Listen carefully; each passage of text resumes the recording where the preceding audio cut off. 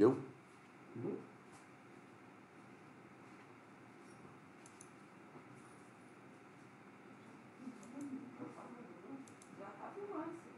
Então vamos voltar aqui porque deu problemas. Aqui, ao vivo. Ok, gente? Eu não sei da onde nós... Apresentação. Hã? Começo. Uau! Nós tivemos um probleminha técnico aqui, mas faz parte. Eu já estava lá na frente, mas é importante nós falarmos algumas questões. Vamos orar mais uma vez, vamos... Senhor, nós queremos apresentar esse momento de estudo da Tua Palavra, Senhor, do conhecimento da Tua Palavra. Prepara os nossos corações, Senhor. Toda artimanha, seja na tentativa de interferir tecnicamente ou não, que nós não entendemos, caia por terra, Senhor. Mas que possa fluir agora o estudo da Tua Palavra, em nome do Senhor Jesus Cristo. Amém. Mas eu vou ser mais rápido aqui agora, por causa que nós perdemos alguns minutos, mas eu falei que eu escolhi estudar Colossenses, por causa de tudo aquilo que nós estamos falando desde quarta-feira, sobre a questão do posicionamento da igreja, sobre como que eu e você deveríamos ser cristãos. Falei também uma coisa importantíssima, né, que se nós estivéssemos lá na Monte Hebron, nós estaríamos tendo esse aulão com um chimarrão. Uma pessoa sempre leva para nós lá.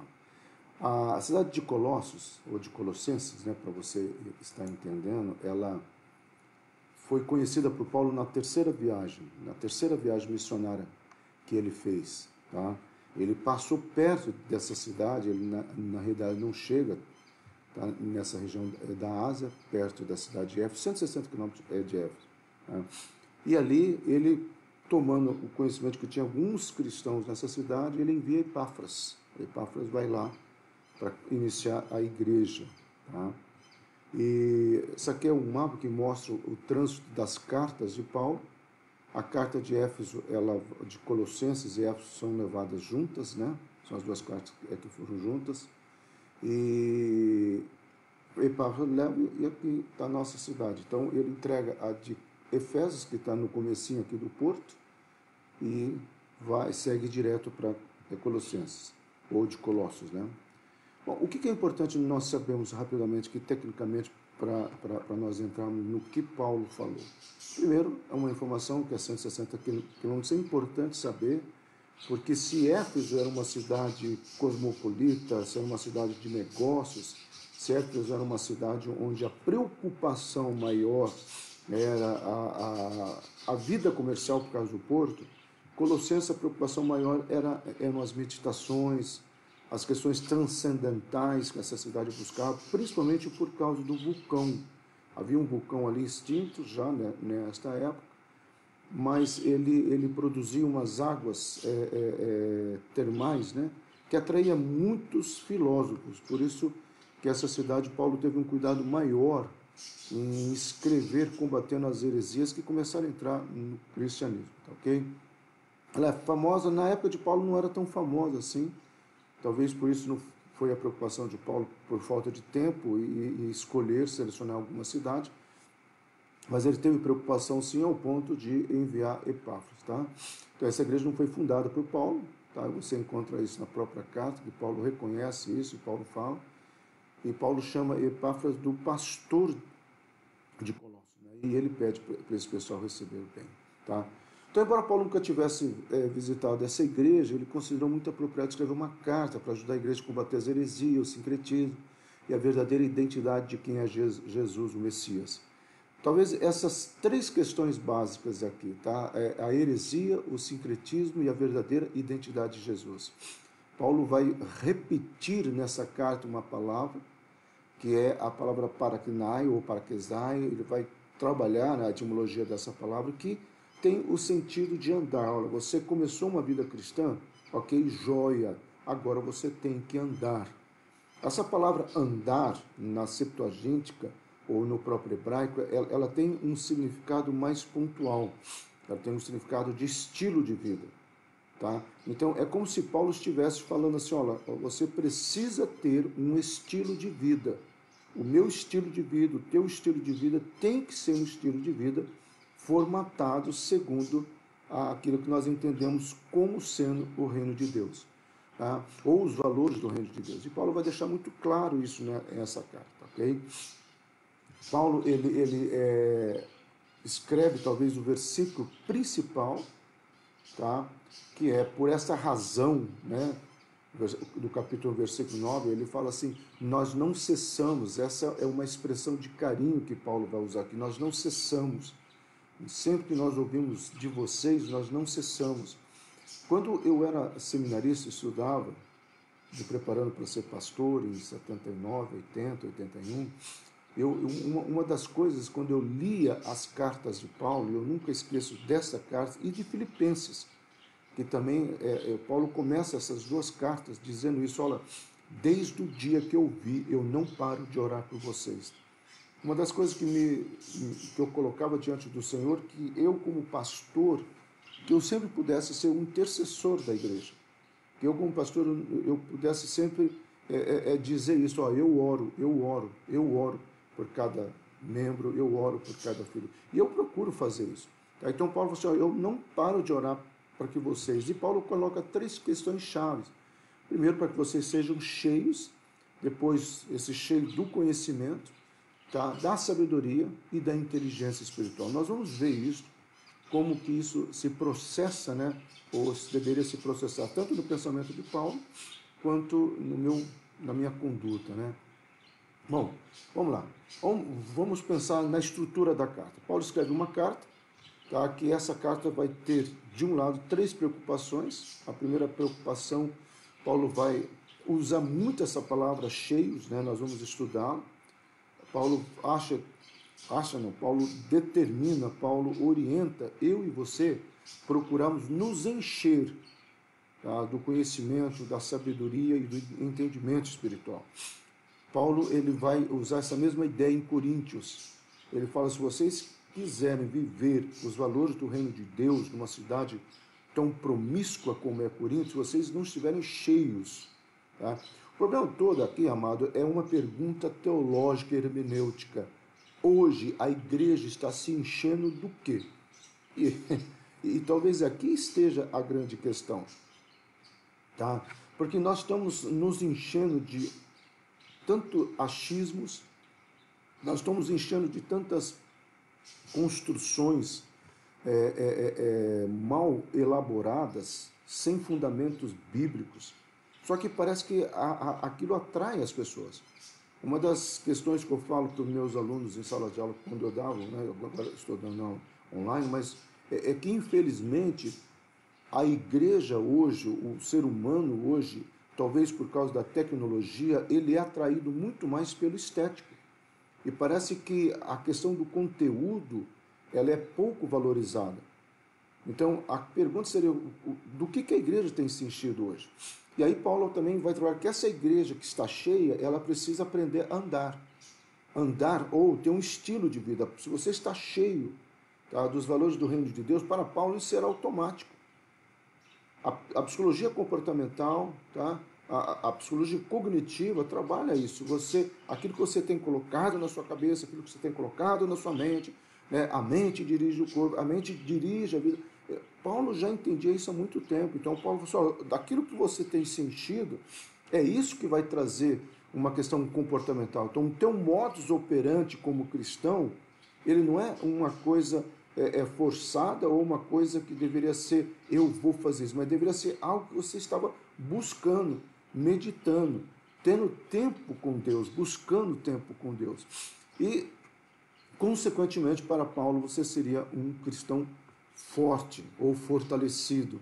Paulo vai usar muito essa palavra fortalecido, corroborado, que vem da mesma etimologia da palavra upumono, que nós vamos estudá-la, tá? Então, para Paulo, se você tivesse uma vida cheia, e aí ele vai entender que um cristão cheio da palavra de Deus, ele iria conseguir combater as heresias. Essas heresias, amados, eram muito mais heresias por causa de um sincretismo que havia naquela época, como há hoje. Exemplo, tá? Um determinado cristão que ele tenha vindo de uma outra fé, tá? Que não seja cristã, fora da palavra de Deus, que tem lá os seus usos e costumes. Nós, cristãos protestantes, temos muitas coisas que nós não fazemos. Nós não fazemos sinal da cruz, nós não vamos nas encruzilhadas. Nós, cristãos protestantes, entendemos, tá, que não há essa necessidade por causa do sacrifício de Jesus. E nós entendemos, tá, que essas coisas não estão de acordo com os valores do reino de Deus. Agora, imagina um cristão que se converta e, de repente, ele não foi discipulado, ele não foi educado, e ele começa a praticar isso. Eu tinha determinadas pessoas que não entravam na Monte Hebron sem antes, ali na porta, fazer o sinal da cruz. Até que ela entendeu que não há, dentro do que nós cremos como cristão protestante, esse uso comportamental. Só que Paulo fala, mas peraí, vocês estão misturando muitas coisas aí. E o que estava acontecendo? Essas heresias estavam denegrindo todo o sacrifício de Jesus. Porque uma das coisas que as pessoas falavam aqui, porque quem vai para essa região, tá, principalmente por causa da pressão de Roma sobre Jerusalém, são os cristãos essênios. E aqui os cristãos essênios, ou os essênios, eles vão, nesse processo, eles vão trazer muita mistura. Não há uma questão de entender o comportamento do reino. Então eles começaram a trazer usos e costumes. É o que nós temos hoje em dia, tá? Infelizmente. Então, para Paulo, se você está andando nos caminhos do Senhor, você vai entender o que é esse processo de salvação. Paulo vai escrever uma carta junto com esta, que Paulo escreveu as cartas da prisão, né? Mas há uma carta junto com essa, que é a carta de Filipenses, que Paulo fala que eu e você deveríamos entender e trabalhar pela nossa salvação. Muitas pessoas entendem isso de uma maneira totalmente errada. Porque a palavra que Paulo fala ali, a palavra ergenomai, Paulo está dizendo o seguinte: Silas, se você é salvo, mostre esse processo de salvação, mostre esse processo de santificação. É aquilo que Tiago vai dizer. Tiago vai dizer, olha, se você é salvo, então eu quero ver pelas suas obras. Mas eu não vou ter as obras para ser salvo. Eu já sou salvo e as obras são consequências do meu andar com Deus. Então isso é importante. E por último, eu serei forte e somente eu, fortalecido na palavra, que eu vou viver uma vida de santidade. Porque hoje parece que a vida de santidade é muito mais uma coisa assim, empurrada a goela abaixo. Então, quando Paulo começa a entender isso, nós precisamos entender que esse aqui é o esqueleto da carta. E por que Paulo fala isso? Paulo fala isso para que eu e você pudesse entender que Jesus, o Cristo, é o fundamento da minha vida e da sua vida. Então, Jesus, o Cristo, que é o Messias. Jesus, o Cristo, que é a base do meu modus operandi, do meu comportamento. Então, Paulo vai deixar isso muito claro. E aí, Paulo começa, então, a trabalhar. A palavra sejam cheios, que ele vai usar em toda esta carta, essa palavra, ela vem da palavra prerou, que é alcançar algo perfeito, estar completamente cheio. É um processo que Paulo apresenta, onde eu e você deveríamos entender que esse é um processo contínuo. A palavra plerou, plerenomai, que Paulo vai usar, ela sempre fala, tanto é que a conjugação verbal, para quem é estudante de grego sabe, é uma conjugação ativa, um verbo ativo, significa que você tem que fazer. Tá? Que nem Jesus, muitas vezes ele fala a palavra quem ide por todo mundo. A conjugação verbal é ativa. A melhor tradução seria indo, porque não é ide algum dia, ide semana que vem, é indo agora. Então, é a mesma ideia dessa palavra. Não é um dia você vai se encher, é se encher agora. Aí vem a pergunta que eu fiz. Do que a igreja tem se enchido? O que a igreja tem buscado?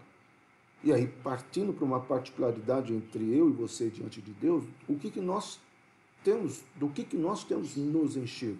O que nós temos buscado diante do Senhor?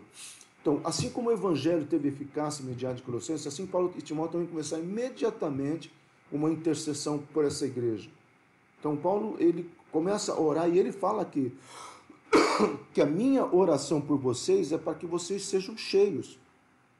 A minha oração, eu e Timóteo, eu penso quando Timóteo ia visitá-lo na cadeia, Paulo falou, Timóteo, vamos orar por Colossenses, tá? Vamos orar, né, por essas igrejas, vamos orar para que eles sejam cheios, para que eles possam entender o que é realmente esse caminho. Então, Paulo vai dizer, primeiro, 3 questões ele coloca aqui, você vai ver imediatamente. Paulo fala que nós precisamos ser cheios de 3 coisas. Tá? Para Paulo, esse era um processo de caminhada. Então, primeiro, eu estou me enchendo de uma sabedoria. Segundo, eu estou enchendo de um conhecimento. E terceiro, eu estou me enchendo de um discernimento espiritual. Então, quando Paulo vai trabalhar essa questão, ele usa primeiro a palavra sofia. Primeiro, Paulo usa uma palavra para dizer, eu oro para que você seja cheio desse conhecimento. Para Paulo, isso seria a capacidade de perceber e entender os planos divinos. A única diferença de sofia, tá, e de discernimento, ou a próxima palavra que nós vamos estudar, é que sofia exige uma questão de ir atrás. Então, o sofismo é algo que você precisa buscar. Então, aqui nós podemos dizer que Paulo está dizendo o seguinte, ó, você tem se enchido, você tem buscado o quê? Porque para você entender e perceber os planos divinos, o que são esses planos divinos? Não é a questão de sorte, ou de karma, ou de destino, como havia da cidade de Colossos. Paulo falou, não. Qual é o plano e propósito de Deus para a tua vida? É o que eu preguei na quarta-feira. Como é gostoso quando você entende qual é o seu propósito, seja numa sala de aula, seja no emprego, seja no exercer a sua profissão. Quando você entende que isso você está exercendo como vocação. Eu estava lendo essa semana a diferença entre vocação e talento. Eu achei fantástico a definição que o autor coloca. O autor coloca assim, talento é a sua capacitação em executar algo. Vocação é a sua alegria em saber que você foi chamado para realizar aquele algo. Então, podemos colocar assim que quando Paulo fala para eu e você entendermos a nossa vocação, o nosso propósito, é como se Paulo estivesse falando assim, olha Silas, você só vai ser completo, realizado, haverá satisfação completa em sua vida, quando você entender que aquilo que você está fazendo, por menor que seja aos olhos dos homens, mas se for algo que Deus colocou e plantou no teu coração, você pode ter certeza que haverá aquela satisfação, aquela alegria que vem do Senhor. Aí a palavra sunesos, né, o cristão deveria ter a capacidade de avaliar a situação existente e de encontrar os meios certos para agir. Aqui é a questão do discernimento. Eu tenho conhecimento e aí eu vou saber aonde aplicar este conhecimento. Há muitas pessoas que têm uma bagagem fantástica, mas ela não sabe aplicar. Há muitas pessoas que dizem que leem a Bíblia, né, de capa a capa, todo ano, mas não sabe aplicar, às vezes, alguns princípios da vida cristã. É como se Paulo estivesse falando assim, olha, não se preocupe em ler toda a Bíblia. Se preocupe, talvez, em cumprir um versículo à luz da Bíblia e da verdade. Que quando você tem o conhecimento, você chega ao discernimento. Quando você chegar ao discernimento, aí sim você vai ter condições de aplicar ou gerenciar esse conhecimento, que é a palavra pneumáticos, tá? Que é algo do Espírito. Essa palavra aqui, em algumas versões, está epignose, que é gnose de conhecimento, tá? Ou discernimento. Em algumas versões tem epignose. Eu peguei a do Lextan, que fala que é uma prática espiritual. Então o cristão deveria ter a capacidade de colocar em prática os ensinamentos da palavra de Deus. E não é fácil, amado. Mas para Paulo, o Espírito Santo em nós, tá? ele traria uma conexão, um discernimento. Tá? A palavra mais próxima no popular, na gíria hoje, seria insight, ou cair a ficha. De repente você está numa situação e cai a ficha. Pô, mas peraí, isso aqui não tem nada a ver comigo. Então não é uma questão de você encontrar na palavra de Deus aonde você deve ir ou onde você não deve ir. Não é você encontrar, pastor, qual o versículo que está aqui, o que eu devo fazer e qual ambiente eu devo frequentar. Mas você ser cheio do Espírito Santo, tá? Com conhecimento da palavra, com discernimento da palavra, mas também saber aplicar isso. Mas também saber e ter insight para dizer, opa, peraí, não é isso que Deus espera da minha vida. E isso nós deveríamos levar para todas as áreas. Porque às vezes eu vejo um comodismo em algumas pessoas, quase que esperando um anjo chegando e dizer, faça isso, faça aquilo. Eu sempre faço uma brincadeira, né? Aquela pessoa que é viciada em pornografia. Aí ela senta na frente do computador e ela fala assim: Deus, olha, se não for da tua vontade que eu veja um site pornográfico, é que a rede, né, a estrutura Wi-Fi cai por terra. Não vai cair, meu amado. É você que tem que ter o discernimento, é você que tem que ter a questão de dizer, pera, isso daqui eu preciso tomar atitude. E nós precisamos avançar, tá? Então, quando Paulo fala desse cheio, Paulo está preocupado. Então, eu cheio do Espírito Santo, aí eu começo o quê? Para Paulo, se eu estou cheio, eu começo a andar. E aqui a palavra que Paulo vai usar, peripateu, de paralepípedo. Em algumas cidades antigas era aqueles pedaços assim, que na realidade serve o quê? Para você pisar em estrutura sólida. Então, é essa palavra que Paulo fala, olha, você precisa aprender a andar e pisar em estrutura sólida. A estrutura sólida para Paulo está aqui, a palavra de Deus. Isto daqui deveria e deve ser a minha estrutura sólida. Então, quando você pensa nessa palavra peripateu, você precisa ver três questões que Paulo fala. Então, Paulo não fala simplesmente para você andar, mas Paulo fala, primeiro, você deve andar agradando, você deve andar frutificando e você deve andar crescendo no conhecimento de Deus. Esse é um processo que Paulo vai estar colocando. O primeiro processo que Paulo coloca, ou a primeira ação de andar que eu e você precisamos ter, é agradando em tudo. Essa palavra no grego é a palavra areskia, que tem um significado de eu me avaliar. Eu colocar para mim mesmo, espera, mas eu estou agradando? Essas questões, ou isso daqui, é isso que Deus espera da minha vida. Não é você colocar um peso, meu amado. Por favor, compreenda isso. Não é você colocar um peso. Tanto é que essa palavra areskia, ela vem de uma etimologia da palavra carpos, que é a palavra que Paulo fala frutificando, tá? Que nós vamos já estar vendo.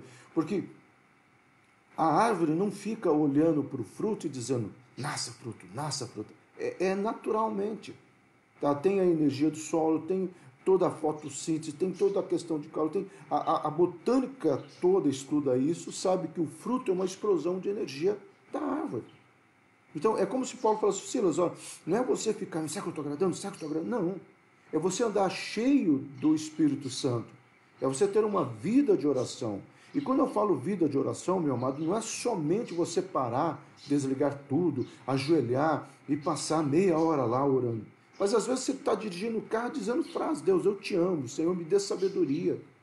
Eu tenho feito ali na Monte Hebron, eu tenho caminhado ali naquele salão, e eu vou caminhando, mas eu vou orando, eu vou declarando, eu lembro, Deus traz à memória pessoas, membros da igreja que eu tenho sentido falta, muitas pessoas, tá? E eu vou orando, Senhor, como é que está? Algumas eu tenho conseguido ligar, outras eu não consigo ligar, mas eu estou orando. Tá? Então, assim, eu não fico, Deus, o que eu faço? Não, a coisa vai fluindo naturalmente. É mais ou menos isso que Paulo está falando. Tá? Que você caminha agradando, mas sai natural. Por isso que ele vai falar. Isso aqui, ó. Para Paulo, um cristão, ao se converter, deveria mudar os seus valores e viver os fundamentos do reino de Deus. Então, se alguém está em Cristo, esse alguém é uma nova criatura. Se eu sou uma nova criatura, então eu vou manifestar, é automático, aquilo que o reino de Deus está na minha vida. Tanto é que nessa carta, Paulo vai usar uma palavra flaros, no grego, que significa flanela, bandeira. Paulo fala assim aos Colossenses, ó, aí nessa cidade, aonde você está, você é a bandeira, você está mostrando quem você é, você está testemunhando daquilo que você é, e isso é natural. Então, eu ando no meu dia a dia agradando, mas esse agradar tem que levar à segunda etapa que Paulo coloca, que é a palavra frutificando, que é a palavra carpoforeu, tá? Que é uma palavra que, como eu já disse, que ela é resultado daquilo que está na minha vida, ela é resultado daquilo que eu tenho buscado.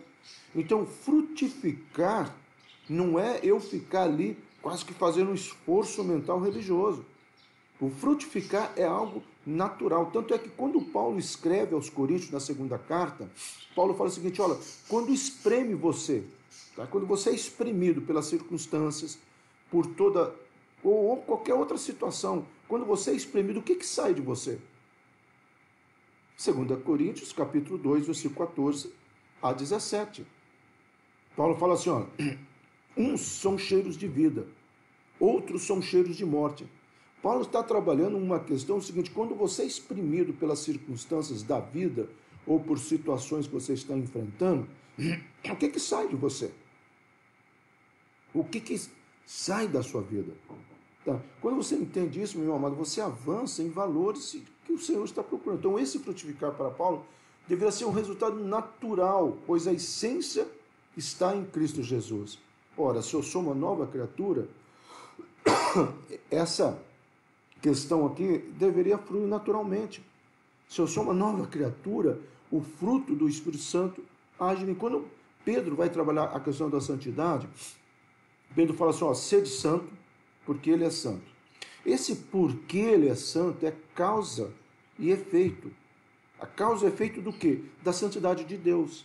Então, em outras palavras, talvez mais atualizada, essa causa e efeito seria a genética de Deus em mim. É como se Pedro falasse assim, ó, Silas, o DNA da santidade de Deus está na sua vida. Consequentemente, a sua genética, naturalmente, como resultado disso, ela é santa. O que muitas vezes nós não entendemos é o processo da santificação. E o processo da santificação está aqui. A frutificar é o resultado, é o que sai da minha vida. É eu ser santo em cada situação do dia a dia. Eu posso brincar, eu posso me alegrar com o ambiente. Não é porque houve uma época que ser crente era sinal de uma pessoa carrancuda, fechada para o mundo. Então, na nossa religiosidade, na história da nossa religiosidade protestante, nós criamos muitos usos e costumes, sendo que não era nada disso que o Senhor estava dizendo. Mas ele estava falando o seguinte, que naturalmente deveria sair, e aquele epignose, tá? Aquele pneumateu, ou seja, aquele discernimento, aquele cair a ficha, isso iria me conduzir, iria me inquietar para dizer, opa, isso aqui não agrada ao Senhor. Então eu agrado a Deus, eu frutifico no Senhor, e aí Paulo usa a palavra final, que é a palavra auxano, que significa, como resultado, eu passo num processo de crescimento. Como resultado, começa a crescer o conhecimento. E Paulo fala o seguinte, se você lá ler o texto, tá? Nós estamos aqui, 1 Colossenses capítulo 1, versículo 9, 10 e 11, tá? No versículo 10, se você for ler, você vai ver que Paulo está falando assim, que esse conhecimento, esse crescimento, deveria ser na vontade de Deus. E aí Paulo usa uma palavra que nós vamos estudar mais para a frente, num outro aulão, a palavra telematos. Tá? A palavra telematos é como se você recebesse, né? Por isso que vem a palavra telefonia, tá? Você recebesse do Senhor a vontade. Então, você conhece a vontade de Deus, você recebe a vontade de Deus no seu espírito. E isso é uma coisa que para Paulo era tão natural, essa conexão. Por isso que Paulo fala que nós somos cidadãos dos céus. Paulo fala que nós somos embaixadores do reino de Deus. Paulo fala que nós estamos acima de principados e potestades. Se tem alguém que conseguiu operacionalizar os ensinamentos de Jesus, pode ter certeza que esse alguém foi Paulo. Paulo, na sua capacidade intelectual, ele conseguiu colocar a operacionalidade do que Jesus falou. Tanto é que muitos comentaristas colocam assim que Cristo fundamentou e Paulo operacionalizou. Amém. Deus usou a vida de Paulo. Eu penso em Deus vendo Paulo sendo preparado, né? E Deus pensando, quando chegar a hora eu vou te usar, quando chegar a hora eu vou te pegar. Eu gostaria que fosse assim, essa certeza para a minha vida e para a tua vida também. Principalmente para você que talvez ore pelos teus filhos e às vezes num momento não está enxergando nada. Mas eu penso, Deus, deixa, já está aqui no meu calendário, na minha agenda. É uma questão de fé. Então, eu cresço nesse conhecimento da vontade de Deus e eu entendo que a vontade de Deus para a minha vida, para a minha família, para os meus negócios, para a minha saúde, em todas as áreas, ela é boa, é perfeita e agradável. Então, eu passo a entender aquilo que Paulo estava dizendo. Cara, mas não há por que se preocupar. Tá? Porque eu e você somos mais que vencedores. As tribulações do tempo presente não poderão ser comparadas com a glória que nos espera nas regiões celestiais. E tem mais. Se alguma coisa se levantar contra você, se alguma coisa tentar te acusar, ele é a nossa defesa. E nenhuma arma irá prosperar. Quem, pois, levantará acusações se ele é a nossa defesa? Paulo fala isso em Romanos, capítulo 8. E ele vai falar exatamente isso, que nós somos mais do que vencedores. Então, para Paulo, crescer no conhecimento de Deus não seria crescer no conhecimento teológico, mas seria crescer no conhecimento de quem é Deus, a bondade de Deus, o amor de Deus, a graça de Deus sobre a minha vida e sobre a tua vida. Porque se você crescer só no conhecimento teológico, tá, você vai ter aquilo que o próprio Paulo vai falar, olha, cuidado que a letra mata. Então, se você ficar nessa tua intelectualidade, nós ficarmos, nós conhecemos, nós sabemos, mas espera aí, como é que você pratica isso? Porque todo esse conhecimento deveria me levar a essa sede desse conhecimento de Deus. Então, o crescimento do cristão deve ser conhecer a Deus e qual a sua vontade. Qual é a vontade de Deus para a minha vida? Que eu sirva.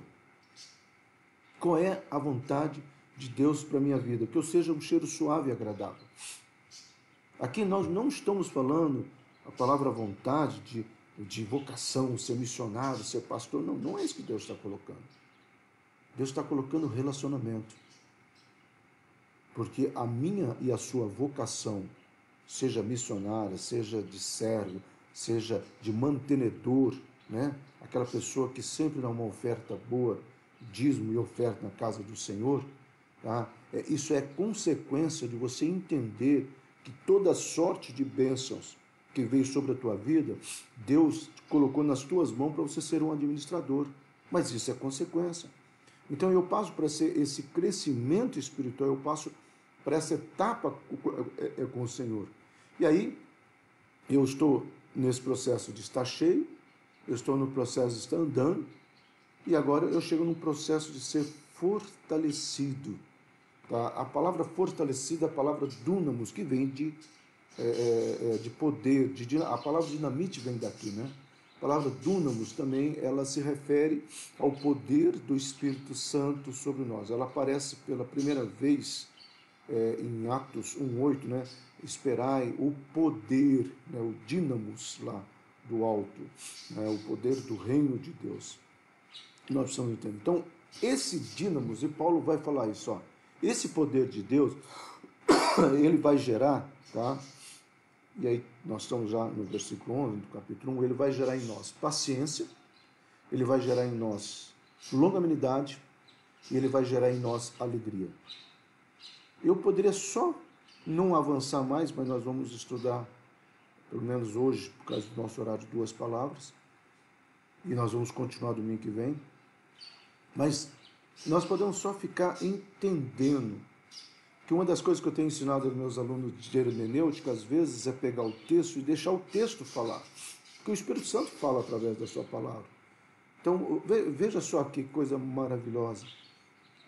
O Senhor quer que eu seja cheio, tá? Esse meu encher vai me levar a uma operacionalidade, ou seja, eu começo a andar.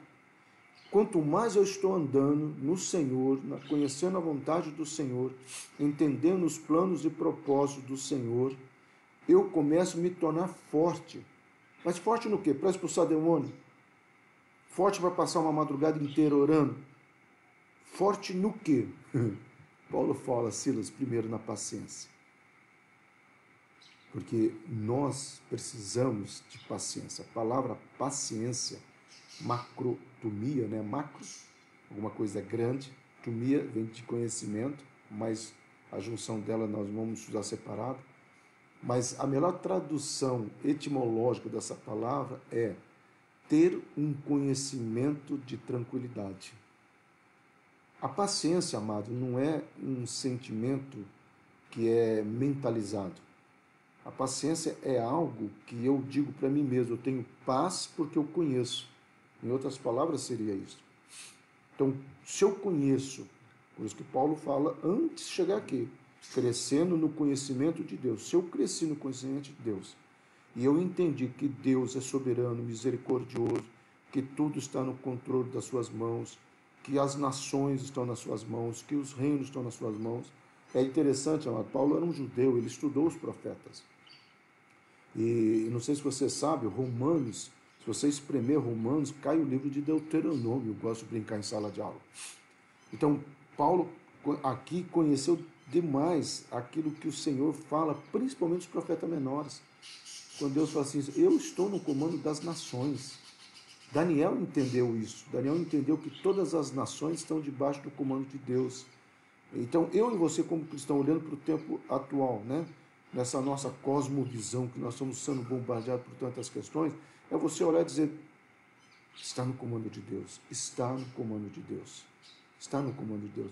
É essa certeza que eu preguei na quarta-feira. Se lembra que eu falei na quarta-feira que o mundo inteiro parou?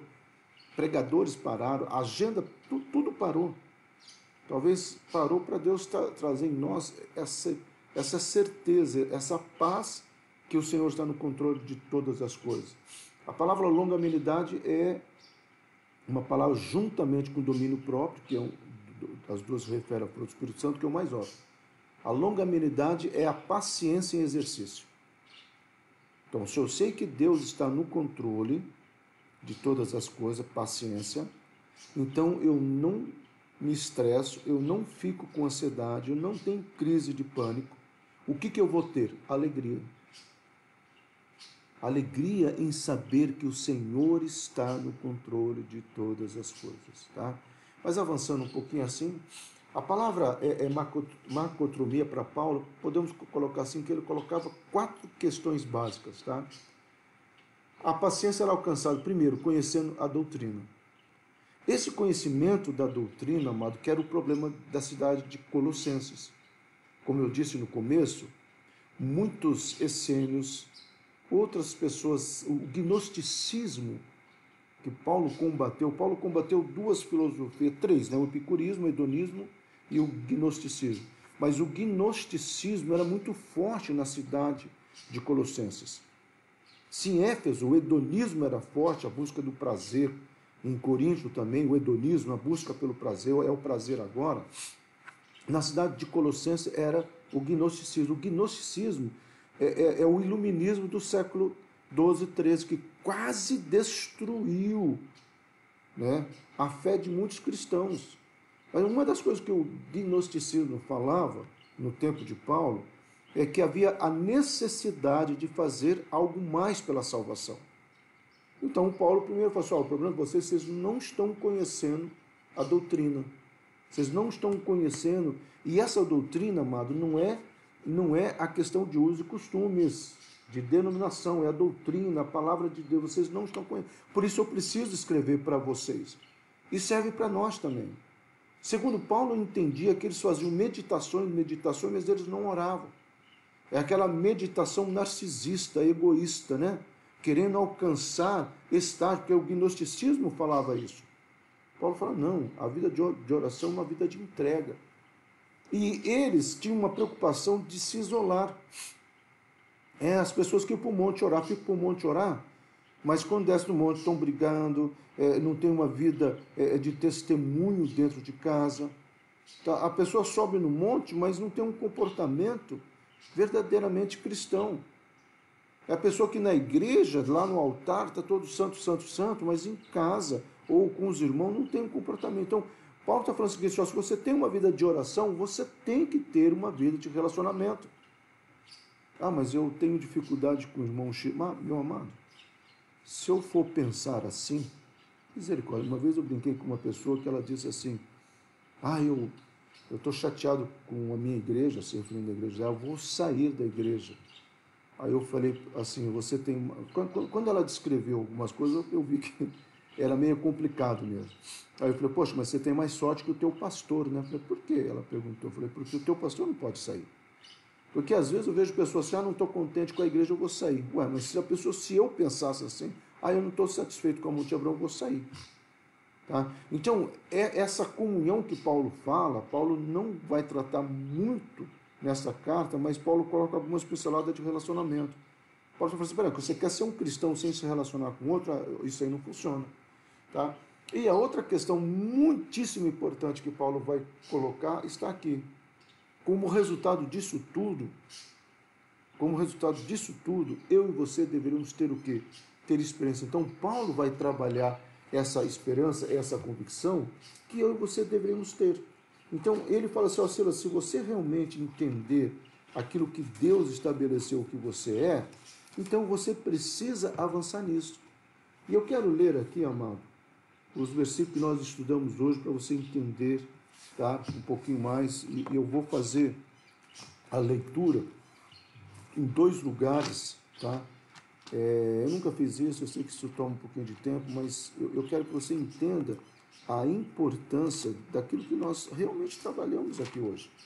E quando você fala dessa esperança, a pergunta-chave que eu e você deveríamos talvez estar buscando, a nossa esperança está fundamentada em quê? A nossa esperança está fundamentada em quê? Então, eu vou ler aqui na Almeida, ela diz assim, por essa razão nós, desde o dia que ouvimos, não cessamos de orar por vós e de pedir que transbordeis de pleno conhecimento da sua vontade, em toda a sabedoria e entendimento espiritual, que nós estudamos tudo isso, tá?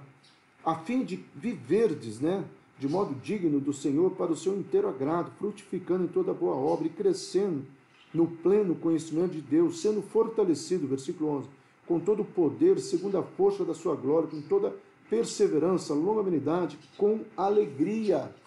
Com alegria. Agora veja a Bíblia que eu amo muito, né?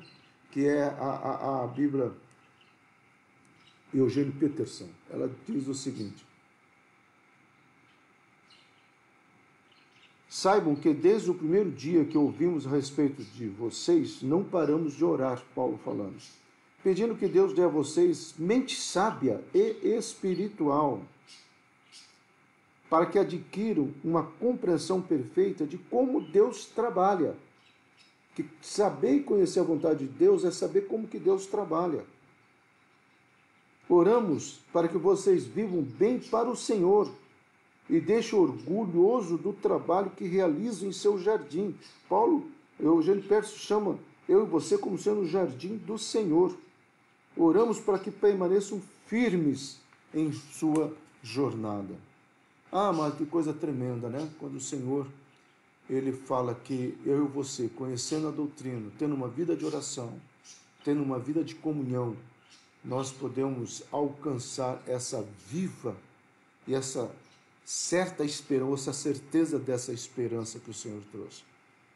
Essa é uma carta que eu amo muito, como eu disse, a palavra-chave dela é andar, é uma conjugação verbal ativa.